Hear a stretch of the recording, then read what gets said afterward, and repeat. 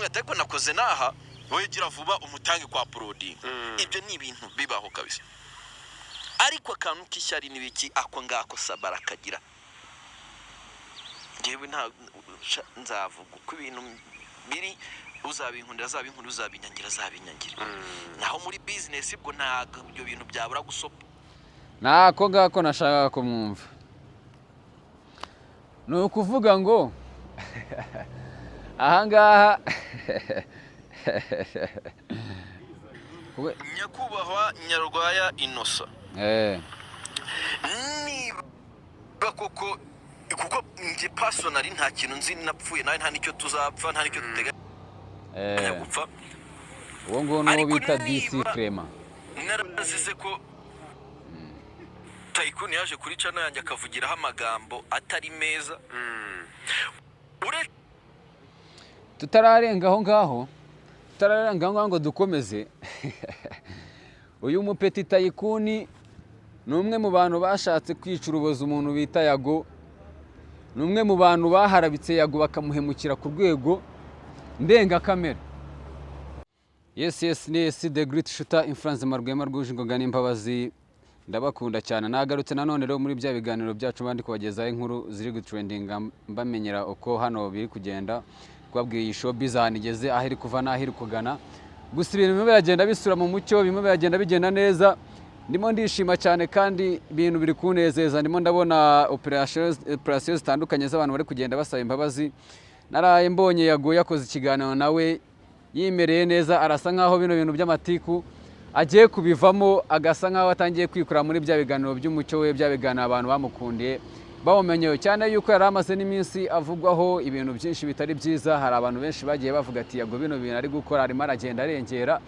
ariko mw'abantu mwe biriya bintu birarenze namwe ari mwebwe byabababaza mani byabababaza kubera yuko Yago buriya nawe kugendwaho imyaka 4 warangiza wowe ukaza ahubwo bangiye namaze kubona yuko Yago mugana afite izina rya danger na remera afite power ya hatari kuko nimba ajaga kubita ukwezi kumwe igihugu kikaba cyahungabanye bikaba byateje impagarara mu gihugu no hanze y'igihugu n'ibintu bigaragaza yuko uriya muntu koko ari big usibye ko yarakoze agatimu kakakita big energy abafana be ariko nawe ubwe ni big yigaragaje yuko nawe ari umuntu w'umubig bya danger nijoro abara kubisaga poster babwira ati mwe muretse gusinziraho gatoya mbanze mbatemo mu kanya gatoya abantu benshi rero ntago bigeze baryama koko bategeje bavuga ati no muhungu wacu kadutegeze turebe ikintu agiye kudushyiramo turebe ikintu agiye kutubwira nonaho benshi babiteze yuko agiye kongera akagaro y'amatiku wenda kongera akavuga ati bimeze gutya na gutya atangiye kongera guhishura bya bintu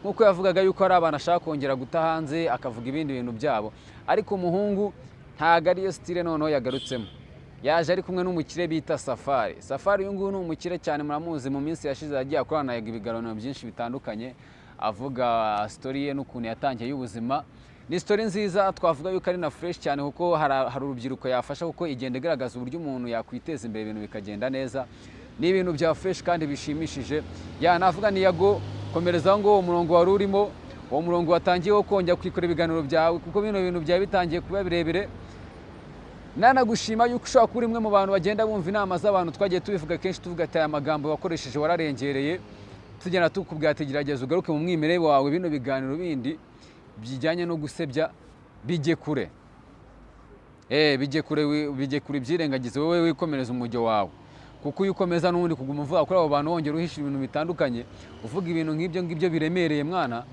byari kuzakubiraho ibintu binini bikakugiraho ingaruka nyinshi cyane yuko hari abantu bamwe na bamwe batangiye kukuyitirira bamwe bavuga yuko musanzwe muvugana muziranye bitari kuzafatwa neza n'imbere y'amaso ya government sasa rero muragira muti amakuru noneho ubu ngubu agezweho nayahe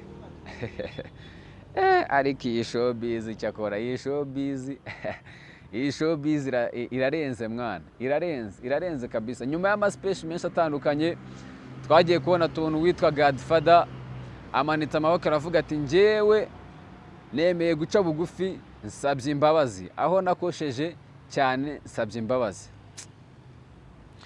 nita kuri kino kintu uyu mugabo Godfather ntago muzi ko njye nta n'ikintu twapfa nta kintu dupfa ibyo ndi kuvuga ni ibintu ubwe yagiye yikorera Godfather ni umwe mu bantu bahemukiye Yago bya bindi by'indengakamere, kuko ibintu Godfather yakoze nawe ubwawe ntabwo wabasha kubyihangana ari wowe. Godfather niwe muntu wagiye azamura igiwawe na Dekate bavuga yuko yagajwigira, bavuga ko nta miririmbire ye. Nibo bantu bakwije igihuha kiremereye cyane bavuga yuko Yago iriya Yago TV show etibwe ahubwo ari we wayihayidinze. Barongera bazana ikindi bavuga yuko ari we wayigurishije, ubukene ngo bwamwishe ngo yasubiye hasi, baravuga ati yarayigurishije. Nibo bantu bazanye kino kintu cyo kuvuga ngo Yago ngo yahemukiye Dabiju, ngo menya ngo afite ngo amavideo ngo amufasha ngo amavideo y'ubwambure bwe n'iki. Yago yatanze umucyo avuga yuko Dabiju n'ahantu bahuriye.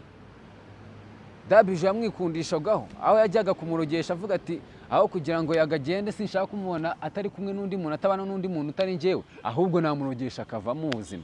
Ibaze kameme ibyo bintu ntago twagakwiye kuba tubishyigikira mane, bino bintu birarenze kandi tugwiye kubyamagana. Sasa rero nyuma y'abandi bantu ngenda mbona bagenda basaba imbabazi, nagiye kubona nimugoroba mbona uwitwa DC Clement mu masaha ya saa 5 z'ijoro, mu masaha ya sangahe aba nawe aciye bugufa aravuga ati njyewe Yago ngiye kumusaba imbabazi. Wenda kamba pringira akantu ko gato mwumve uburyo yasabyemo imbabazi. Nyakubahwa Nyarwaya Innocent, niba koko kuko nje personally nta kintu nzi napfuye nawe nta nicyo tuzapfa nta nicyo duteganya gupfa, uwo ngo no bita DC Clement narazize ko Tycoon yaje kuri channel yanjye akavugiraho amagambo atari meza. Tutararenga aho ngaho ngo dukomeze.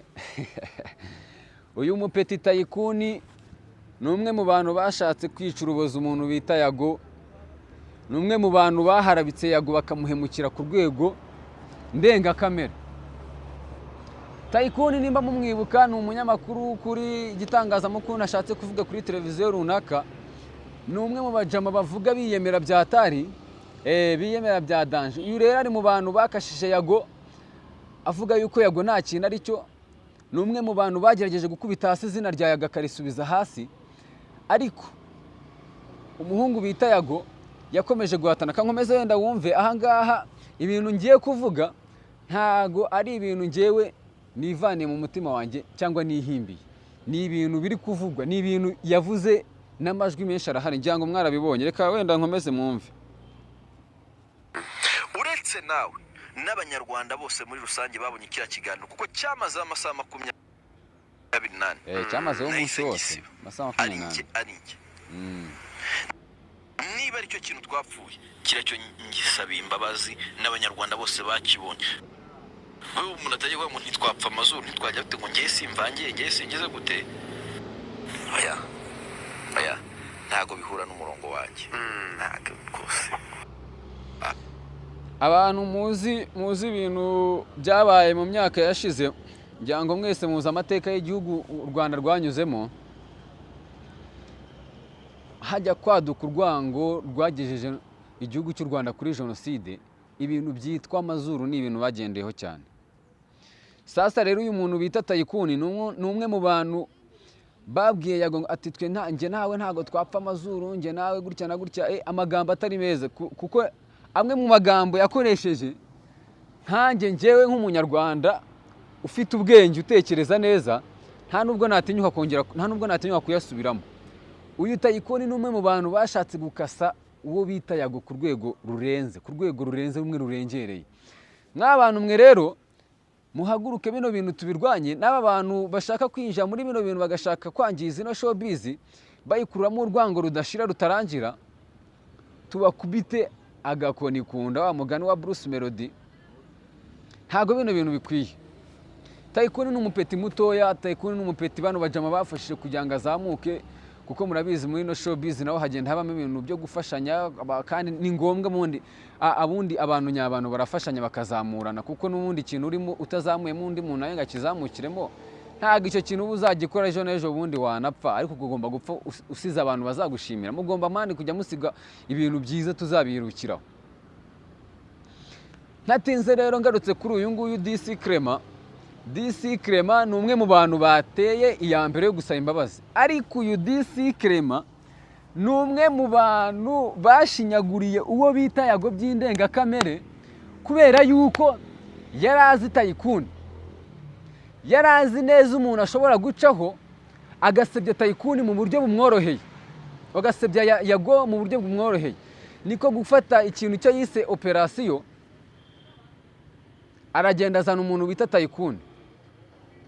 Nkeka ruko kuko nkuko yabivuze iyi ngiyi ni operation ya danger, ahubwo nuko wenda tutarabona izina twayita. Kuba wowe DC Clement warafashe ikiganiro ukagisiba kimaze amasaha 28, ntaho bihuriye n'uburyo wireguramo uvuga yuko icyo kiganiro wagisibye kubera yuko wabonye atari sawa, kuko ibintu byavugiwemo ubundi wenda nk'abantu mutaba muri bino bintu ushobora kuba utazi neza uburyo biba bimeze. Iyo umuntu muri gukorana ikiganiro, nyine ni wowe muntu ikiganiro kigeraho mbere, ni wowe muntu ikiganiro kigeraho mbere yuko hari undi muntu n'umwe kigeraho. Wowe uri gukoresha ikiganiro, ni wowe ikiganiro kigeraho mbere. Sasa rero DC Clement kino kiganiro nyine cyamugezeho mbere kuko niwe wagikoresheje, yaracyumvaga, ariko amagambo yavugiwemo aha ngaha yarayumvishe, aranayasobanukirwa icyo asobanuye, kuko yari azi n'icyo ari bubyare. Yari azi yuko Tycoon ari umuntu bazi ko atumvikana na Yago, nasora inkuru yakoze ikiganiro kivuga kuri Yago, uko byagenda kose icyo kiganiro abantu bari buze kumva ibyo Tycoon yavuze kuri Yago. Sasa rero ibi ngibi ni bya bindi Yago yavugaga by'abantu bafata bagakoresha abandi bintu bo babiri inyuma, ariko ntibashaka kwigaragaza yuko ibyo bintu baye babirimo.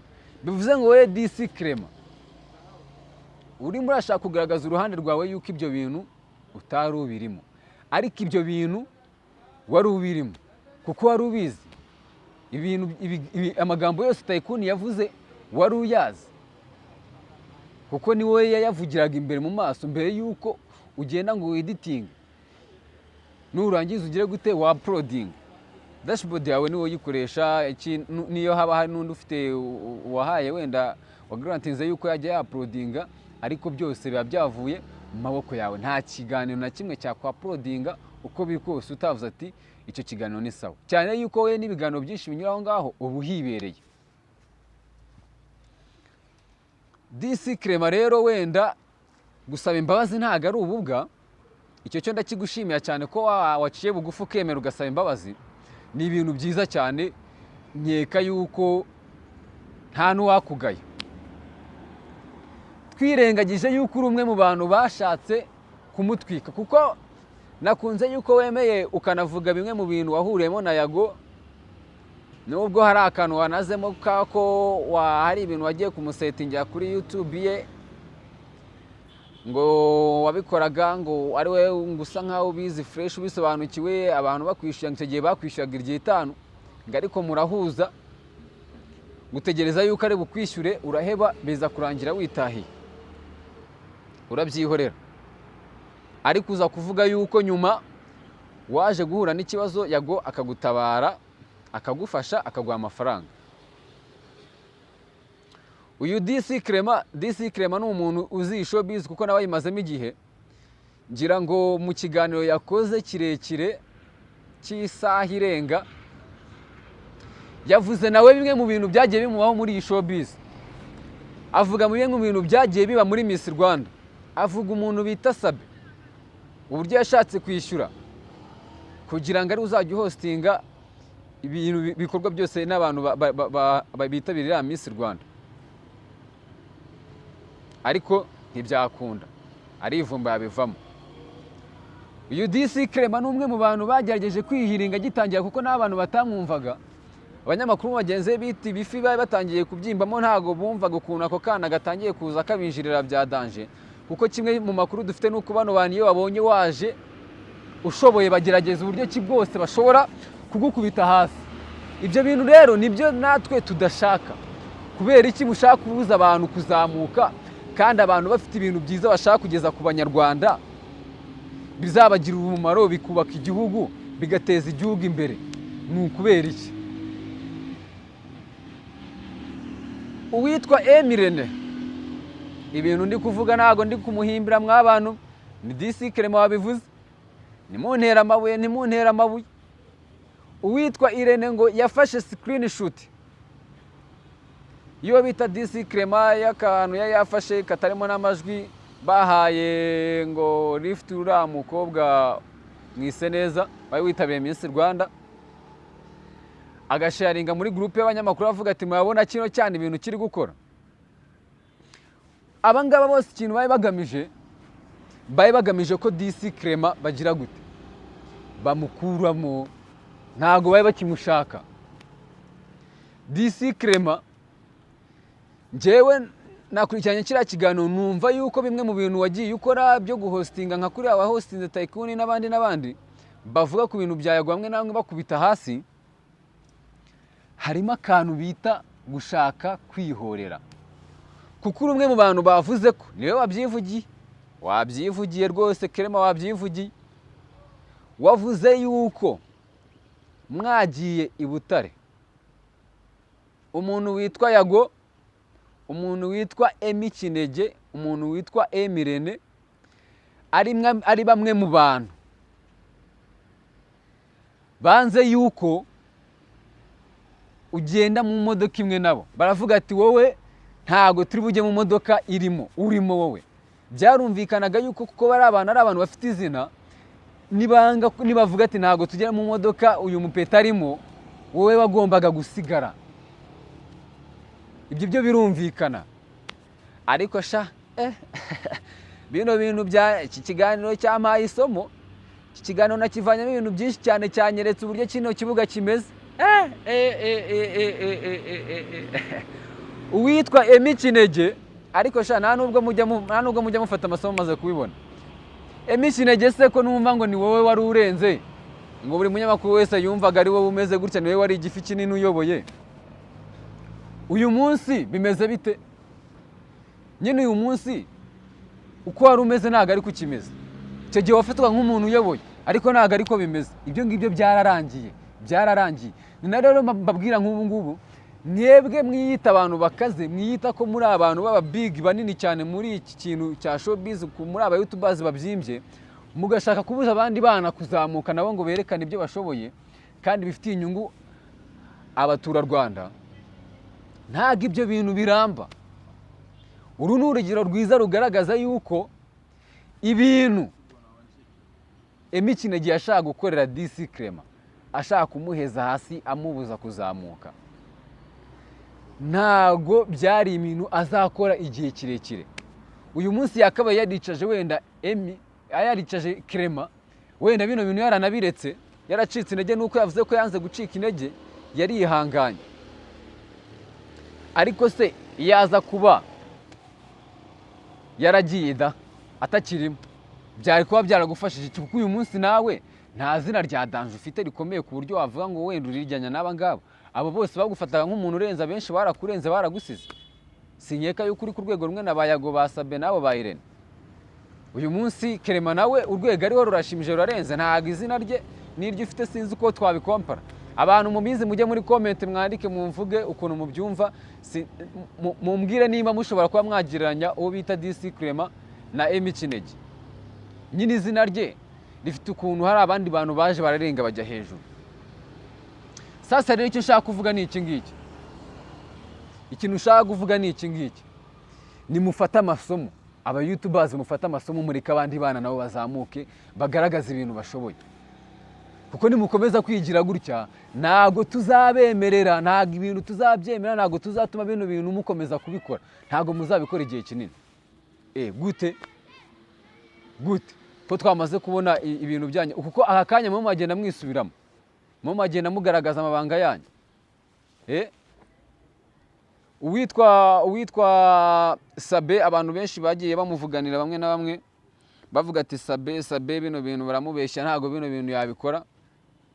Reka nze mbumvisha akantu ntuze yamuvuzeho. uwo bita DC Clement baraziranye, yavuze yuko yanamufashije kuko yamuhaye kamera agiye gutangira YouTube channel. Uwo bita Yago nibwo yamutabaye. Icyo gihe umuntu bita DC Clement undi yari afite ngo yari afite ubukene, yabyivugiye mwana, yari afite ubukene aho yabigereranyije ngo umuntu aguha 100,000 wari ufite miliyoni. Ntago ari ibintu birenze nk'umuntu waguha 10,000 nta jana na rimwe wari ufite, ntacyo kurya wari ufite. Bivuze ngo bino bintu ikintu cyakora nabonye nuko wenda wowe DC Clement ufitemo akantu ko kwibuka, ufitemo akantu ka kimuntu cyane, kuba wemeye ukavuga ibintu Yago yagukoreye ukanasaba imbabazi. Ariko nyine wenda imbabazi Yago ndakeka arazigwa, ntago ari umwana mubi, ariko message washaka itambuke yaratambutse. Ibyo byo ntago twabyirengagiza. Nimba mbeshye uzagaruka hano binyomoze, uzagaruka hano bivuga uvuga ati ibyo uramupete yavuze ntago ari byo, arabeshya, ibi bintu byagenze gutya na gutya. Kuko nimba ikiganiro cyararebwa amasaha 28, amasaha 28 hano mu Rwanda inkuru iba yatambutse. Yago yapostinze akavideo ka Jihad ari mu buriri arimo yikinisha iminota itarenze 5, yari yagasibye. Ariko ako kavideo abantu benshi cyane hafi ya bose bari bamaze gukabona. Icyo nashaka kuvuga, reka wenda mbumvishe ku kano kantu yavuze kuri DC Clement, ndagasobanura mumaze kukumva. Kamwe ateko nakoze naha, wowe gira vuba umutange kwa Prodi. Ibyo ni ibintu bibaho kabisa. Ariko akantu k'ishyari nibiki ako ngako Sabara kagira. Ngewe nta nzavuga uko ibintu biri, uzabinkunda uzabinyangira. Naho muri business bwo ntago ibyo bintu byabura gusopa. Nako ngako nashaka kumwumva. No ukuvuga ngo ahangaha hano hantu sha bino bintu nanjye bibabigezeho noneho bikandenga wallahi. No kuvanga ahangaha bashatse kwerekana nyine gushyira ukuri kose hanze. Naba abantu babaye mu gihirahiro bavuga ati Sabe ko nta kintu ari kuvuga, ko mugende murebe Sabe na ikintu maze kumuvumba ibintu bye bikora bucece yiturije. Mureko ari ikintu yigeze, hari ikintu yavuga kuri bino bintu kuva byatangira, ari ceceke muri wa mujye wa mugani bavuga na Sabe mbabare ntago ari njye wabivuze. Bavuze ko umujyo wawe ni benshi cyane, ntago ari njyewe ndi kuvuga ibyo basubiyemo. Ufite ukuntu ugenda ibintu ukabikorera inyuma hariya, kababwira ati peti mufate ku buceri, mugende muvuge gutya, mugende mukora ibi nibi. Ibintu byawe bikagenda ku murongo, wowe ugasigara uri umwere wimereye neza. Ariko inshuti yawe yakadasohoka DC Clement wahaye kamera ibyo yabyirengagije aravuga ati nubwo wampaye kamera wowe Sabe, nubwo wampaye kamera nanjye maze kubyimba, maze kuba munini, uyu munsi ntago wankubita hasi.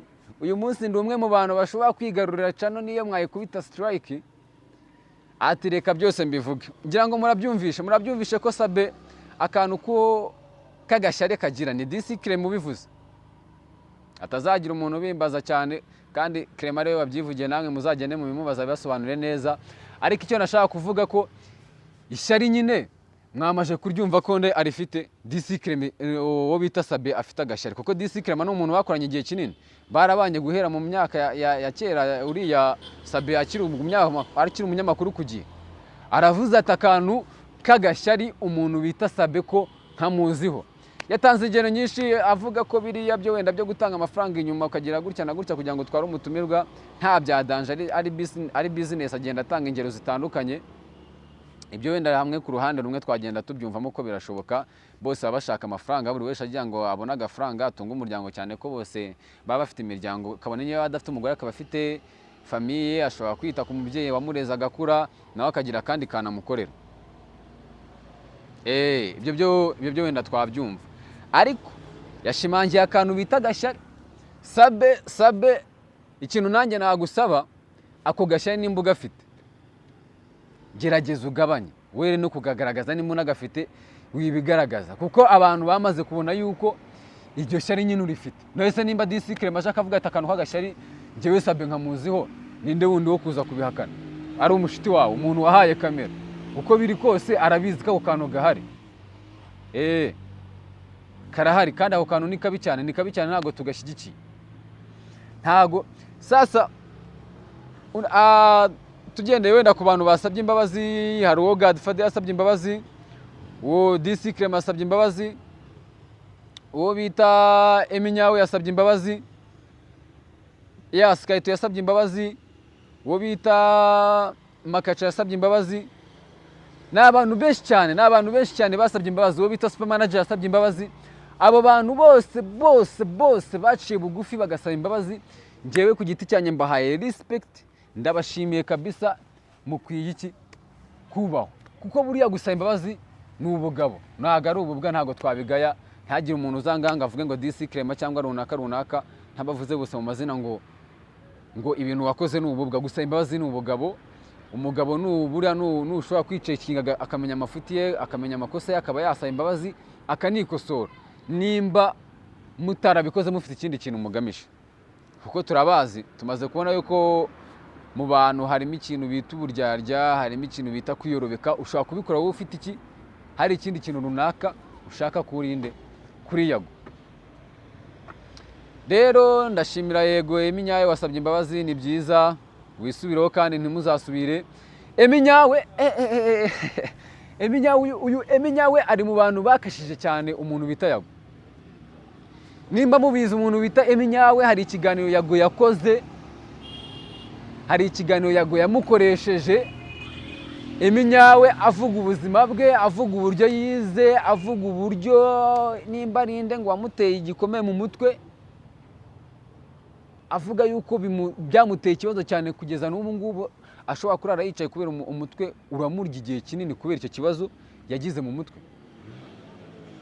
Ariko n'umwe mu bantu bakoze ibiganiro byinshi cyane bisebya Yago, byangiza izina rya Yago.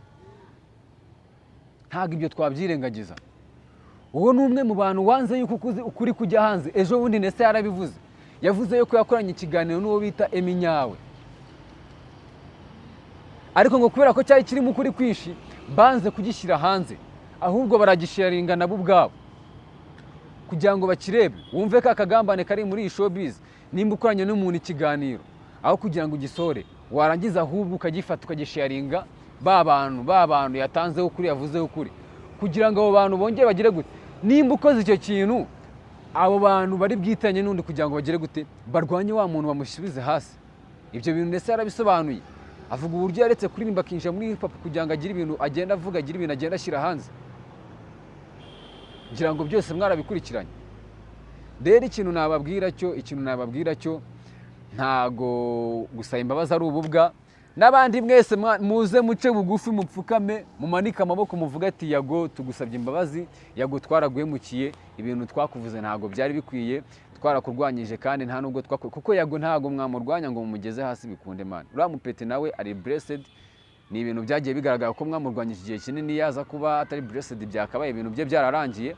Ariko uriya mwana njyewe Yago ku ruhande rwanje ntago ngenda ku byo yavuze, kuko ibyo yakoreshejwe wenda n'umujinya bitaye na byiza namunenga, kuko hari uburyo bumwe na bumwe yakoresheje amagambo atari sawa, ibintu bimwe na bimwe yagiye yegeka ku bantu, yavuze ku bantu bitari ngombwa, niyo byaba ari byo bitari ngombwa ko yari kubivuga. Ariko Yago ntago ari umuhemu, niko navuga. Kuko ibikorwa byiza byinshi yakoze birigaragaza. Usibye kuzamura abantu, akabazamura bavanye hasi akageza hejuru, hari n'ubundi bufasha yahaye abantu bwinshi cyane. Murabazi ba Fireman, ba Bulldog, baki. Ntarenze aho ngaho tugaruke ku kintu bita indashima. Ni ikintu yagarutseho. Mugerageze mwa abantu mwe, mujye mugira umutima wo gushima. Nimba umuntu yaragufashije, niyo mwagira akantu mupfa, ariko ugerageze ushime, wigaya gusa, shima. Nimba umuntu hari ibintu byiza yakoze, bivuge. Wifata akantu kamwe kaje ngo ugahita ukarutisha ibintu byiza umuntu yakoze. Nicyo kibi cy'abantu rero. Abantu bagirira neza ariko ntibanyurwa, ahubwo bafata akantu kamwe ukoze bakagahindura ikintu kibi cyane, kigahita gishaka korosa ibyiza byinshi wakoze. icyo cyo tugomba kugica. Nawe Yago nongera kugira inama, hagarika kuvuga ibintu wibasira abantu, hagarika kuvuga ibintu ujya ku babyeyi b'abantu, kwinjira abantu mu mafamiye yabo. Bafate bo ku giti cyabo, ufite ibintu byinshi ubaziho wabavugaho ukabashyira hasi nimba ari wo mugambi ufite ariko ntagushyigikiyemo. Wijya mu mugambi wo gushyira abantu hasi.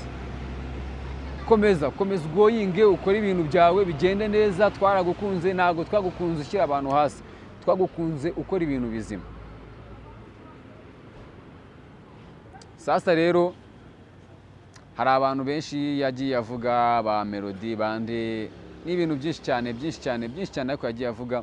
Gusa icyo nari nje nshaka kugaruka, nashaka gushimira abantu mwemeye guca bugufi mugasaba imbabazi, mwemeye guca bugufi mukemera icyaha, mukemera ibyaha mwakoreye uwo bita Yago. Ewana, ndabashimiye cyane. N'abandi mwese mwagiye muri uwo mujyo, muze mujyane imbere ya kamera musabe imbabazi, mwemera ibyaha mwakoze. Yago ni umuntu nawe azabara, ntago azabyirengagiza cyangwa ngo agire iki, kandi natwe nk'abantu tuzabashima, dukomeze tunabakurikirane, rijye hasi, rishireho burundu, ibintu bigende neza. Yes, mwari muri kumwe na AC The Great Shooter, Influence Marwema Rw'Ishingo ngandi imbabazi. Ndabakunda cyane kandi ndabemera.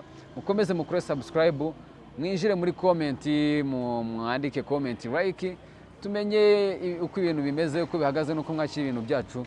Mutubwire n'ibyo mushaka ko twababwiraho, amakuru twabagezaho ni fresh cyane. Imana ibahe umugisha.